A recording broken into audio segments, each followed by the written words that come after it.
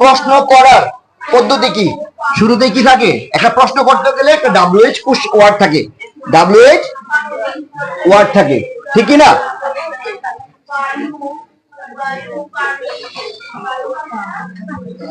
যেমন দেখো, আচ্ছা WH ওয়ার্ড মোট কয়টি? 9টি। WH ওয়ার্ড মোট কয়টি? 9টি। কি কি বলো? হু, why, what, when, which, whom, whose, where। তাহলে কয়টা হলো দেখো, 1 2 3 4 5 6 7 8টা। আমি বলেছি যে WH ওয়ার্ড মোট কয়টি? 9টি। এখানে আমি কয়টি লিখেছি? 8টা। আরেকটা হচ্ছে HOW। এখন এগুলাকে WH ওয়ার্ড বলা হয় কেন? কে বলতে পারো? এগুলাকে কেন WH ওয়ার্ড বলা হয়? কারণ এগুলা শুরুতে কি আছে? WH আছে শুরুতেই, ঠিক কি না? তাহলে এটার WH কোথায়? এটা হচ্ছে শেষের W এবং শুরুর H, এই দুইটা মিলে হচ্ছে WH। তাহলে এই যখন এইগুলা দিয়ে যখন প্রশ্ন করা হয়, শেষে একটা অবশ্যই প্রশ্নবোধক চিহ্ন থাকবে, কোশ্চেন মার্ক থাকবে। কি মার্ক থাকবে? Question mark. বুঝতে পেরেছো সবাই? তাহলে এই শব্দগুলো যখন সেন্টেন্সের শুরুতে থাকবে, শেষে একটা কি মার্ক থাকবে? Question mark. বাংলাতে বলা হয় প্রশ্নবোধক চিহ্ন। কি বোধক চিহ্ন? প্রশ্নবোধক চিহ্ন। এবার আমরা বলি হু অর্থ কি? কে। হোয়াই অর্থ কি? কেন। হোয়াট অর্থ কি? কি। হোয়েন অর্থ কি? কখন। হুইচ অর্থ কি? কোনটি। হুম অর্থ কি? কাকে। হুজ অর্থ কি? কারটি। হোয়ার অর্থ কি? কোথায়। হাউ অর্থ কি? কিভাবে। তাহলে এগুলা দিয়ে আমাদের প্রশ্ন করা হবে। একটা WH ওয়ার্ড দিয়ে কিভাবে একটা WH কোশ্চেন করা হয় কে বলতে পারো? একটা WH ওয়ার্ড দিয়ে একটা WH কোশ্চেন কিভাবে করা হয় কে বলতে পারো?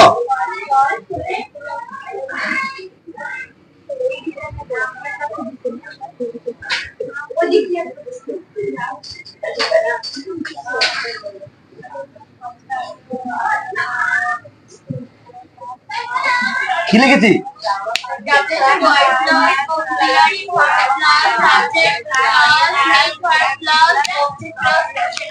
এখন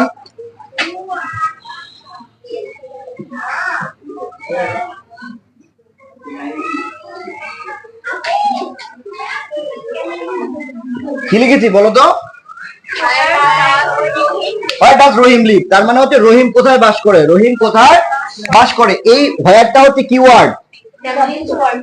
এখানে ডাজটা অক্সিলারি ভার্ব হিসেবে ব্যবহার হয়েছে। মনে করো, ধরে নাও রহিমটা কি, লিভটা কি। আর প্রশ্নবোধকে কখনো কখনো প্রশ্ন করে অবজেক্ট থাকতেও পারে, আবার নাও থাকতে পারে। অবজেক্ট থাকতেও পারে, আবার মনোযুক্ত হবে আব্দুল্লাহ, নাও থাকতে পারে। তাহলে হোয়ারটা কি ওয়ার্ড?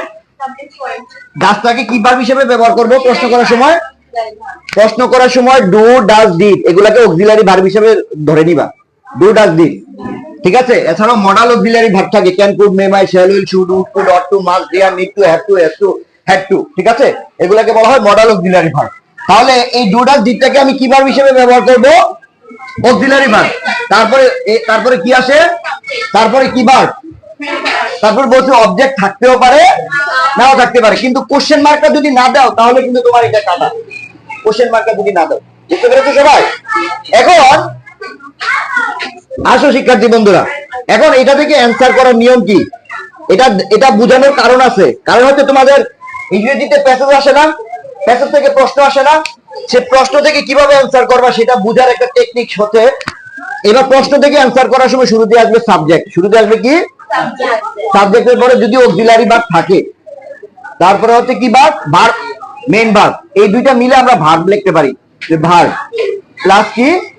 অবজেক্ট, অবজেক্ট প্লাস একটা ফুল স্টপ, অথবা আশ্চর্যবোধক চিহ্ন হইলে আশ্চর্যবোধক, সেন্টেন্স হইলে আশ্চর্যবোধক। ঠিক আছে শিক্ষার্থী বন্ধু, এটার ব্যবহার ভিন্ন, এটা ভিন্নতার ব্যবহার। এখন আসো, তাহলে শুরুতে কি এটা আমি হোয়ার ডাজ রহিম লিভ, রহিম কোথায় বাস করে। এখন আমি ধরে নিলাম যে রহিম ইসাপুরে বাস করে।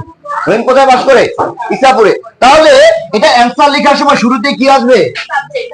তাহলে সাবজেক্টটা কোথায় আছে? এখন এটার অ্যান্সার করব কোথায়? এটা ছিল কোশ্চেন। এখন সাবজেক্টটা কোথায় ছিল? এটা না, এটাকে আমি শুরুতে নিয়ে নিলাম রহিম। সাবজেক্টের পরে কি ভার্ব? কি ভার্ব? অক্সিলারি এবি মানে কি ভার্ব আর এমবি মানে কি verb main verb plus object. এখন আসে দুইটা মিলে হচ্ছে ভার্ব। আর আরেকটা কথা মনে রাখবা, প্রশ্নে যখন ডু ডাজ ডিড থাকে সেগুলা আর পুনরায় ব্যবহার করা হয় না, সেগুলা উত্তরে গিয়ে ব্যবহার হয় না। এখন এগুলার প্রয়োগ করতে হবে। ডু এর ব্যবহার, ডাজ এর ব্যবহার, ডিড এর ব্যবহারের ক্ষেত্রে কি পার্থক্য হয় সেটা আমাদের দেখতে হবে। তাহলে কি বলেছি, প্রশ্নে ডু ডাজ ডিড যদি এগুলা থাকে অ্যানসারে সেগুলার সরাসরি প্রয়োগ আমরা করব না। বুঝতে পেরেছ? তাহলে এখানে কি অক্সিলারি ভার্ব ছিল, ডাজ হিসেবে ছিল, তাহলে কি আমি এখানে ডাজ বসাবো? ডাজ বসাবো? খাদিজা ডাজ বসাবো? আমি কি বলছি, প্রশ্নে ডু ডাজ ডিড থাকলে এগুলা অ্যানসার করার সময় এগুলা আসবে না, তাহলে ডাজ ব্যবহার করতে পারবো না। তারপরে মেইন ভার্বে চলে যাব। মেইন ভার্বটা কি? লিভ। আচ্ছা লিভ দিলাম, হ্যাঁ আচ্ছা আমি লিভ দিয়ে রাখলাম। তারপরে হচ্ছে in Isapur, in Isapur full stop. Rahim ইসাপুরে বাস করে, রহিম লিভ ইন ইসাপুর দিলাম। আমি ধরে নিলাম আমি এটাই ভাবে দিলাম। এখন এখানে একটা ভুল আছে, সে ভুলটা কি?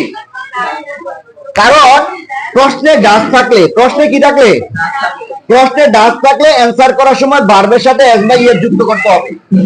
প্রশ্নে ডাজ থাকলে অ্যানসার করার সময় ভার্বের সাথে এস বা ইয়েস যুক্ত করতে হবে। তাহলে ভার্বটা কি? লিভের সাথে একটা কি যুক্ত করব? এস যুক্ত করতে হবে। তাহলে রহিম লিভ ইন ইসাপুর, রহিম ইসাপুরে বাস করে। এছাড়াও এটা বোঝার একটা টেকনিক আছে যে থার্ড পারসন সিঙ্গুলার নাম্বার কোনগুলা? হি, she, it, Karim. He, she, ইট, করিম, এইগুলাকে বলা হয় থার্ড পারসন সিঙ্গুলার নাম্বার। কি person singular number? Third person. এখানে হিটা থার্ড পারসন সিঙ্গুলার নাম্বার, শিটা থার্ড পারসন সিঙ্গুলার নাম্বার, ইটটা third person singular number, Karim হচ্ছে একজনের নাম দিয়ে আমি বুঝাইছি। করিমের জায়গায় রহিম হইতে পারে, হ্যাঁ যে কেউ তোমাদের নাম সিঙ্গেল ভাবে বসাইলে সেটা হচ্ছে থার্ড পারসন সিঙ্গুলার নাম্বার। তাহলে আমরা জানি থার্ড পারসন সিঙ্গুলার নাম্বারে প্রেজেন্ট ইনডিফিনিট টেন্সে ভার্বের সাথে কি যুক্ত হয়? এছাড়াও বুঝার উপায় হচ্ছে এখানে প্রশ্নে ডাজ থাকলে ভার্বের সাথে কি যুক্ত হবে? এস বাই এর যুক্ত হবে। বুঝতে পেরেছো? এখন আমি যদি বলি when did he go to Dhaka, when did he go to Dhaka, সে কখন ঢাকা গিয়েছিল, এটা কোশ্চেন করলাম, এটার অ্যান্সার আসবে। আচ্ছা শুরুতে WH ওয়ার্ড কি থাকে? শুরুতে WH ওয়ার্ড, তারপর ডিডটা কি ভার্ব হিসেবে ব্যবহার হবে, তারপর হিটা কোন ভার্ব কি হিসেবে ব্যবহার হবে, তারপর গোটা কি হিসেবে ব্যবহার হবে, তারপরে এটা হচ্ছে কি অবজেক্ট, তারপরে এটা হচ্ছে প্রশ্নবোধক। তাহলে এটা হচ্ছে স্বয়ংসম্পূর্ণ হলো একটা প্রশ্ন করার জন্য স্বয়ংসম্পূর্ণ একটা সেন্টেন্স হচ্ছে এটা, when did he go to market। এখন অ্যানসার করার সময় শুরুতে কি আসে? শুরুতে কি আসে? তাহলে এখানে এই প্রশ্নটাতে নতুনদের মধ্যে যারা আজকে 3 জন আসছে ক্লাস 7 এ, নতুনদের মধ্যে কে বলতে পারবে এখানে এই প্রশ্নটার মধ্যে সাবজেক্টটা কোথায় আছে? এটা একটা সেন্টেন্স, কি লিখেছি একটু পড়তে পারো? পড়তে পারো তোমরা? বলো তো একটু, এটা কি লিখেছি? when did he go to Dhaka, সে কখন ঢাকা গিয়েছিল। ঠিক কি না? তাহলে এটার সাবজেক্টটা কোথায়? সাবজেক্টটা কোথায় আছে? আমি এই যে এটা দিয়ে দেখো, শুরুতে কি ওয়ার্ড থাকে?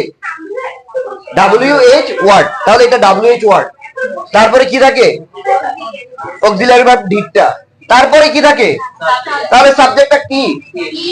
সাবজেক্টটা কি? হি। এটা হচ্ছে সাবজেক্ট, মনোযোগ দিতে হবে। তাহলে অ্যানসার লেখার সময় শুরুতে সাবজেক্ট আসবে। সাবজেক্টটা কি?